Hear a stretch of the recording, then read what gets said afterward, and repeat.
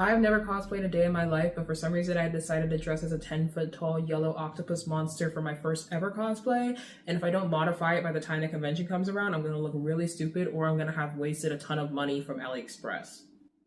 Part 1. Oh, did I mention that this is actually for Anime Expo, which is in literally 2 weeks, and it's the largest anime convention in America, so the stakes are very high because if I look terrible, I'm gonna look terrible in front of hundreds of thousands of people. Anyway, if you couldn't tell by now, I'm dressing as Kuro-sensei from Assassination Classroom. Don't ask me why I decided to make this my first cosplay that I ever do at a convention, but this is what we're working with right here. Definitely men's Chinese sizing, despite this being the biggest size, so we need to modify this, and by doing so, I'm going to actually open up the middle part. So I'll be removing all these seams and the zipper, but leaving all this beautiful detailing, and in the end it will look more like a traditional graduate gown. In terms of removing the thread, it was actually a lot simpler than I thought. I mean, it's literally just me ripping seams. I don't know why I thought it would be complicated, but I used my lovely toolkit that I got online using scissors and the seam ripper, and then meticulously pulling out thread until I was left with this kind of ugly edge. But once I'd ripped the seam all the way to the top, I was left with the most challenging part, which was the zipper. And honestly, the thing that I was trying to do was not remove the back hood with that yellow part because all of it was just like weirdly attached together. But in the end, I was left with a pretty ugly edge, but a complete project, and this is how it's fitting. It looks so much more flattering, it looks so much better, and I just don't look like an awkward blob anymore. But now I'm on to the next challenge, which is hemming this edge, and I haven't sewed in a really long time, so we'll see how it goes.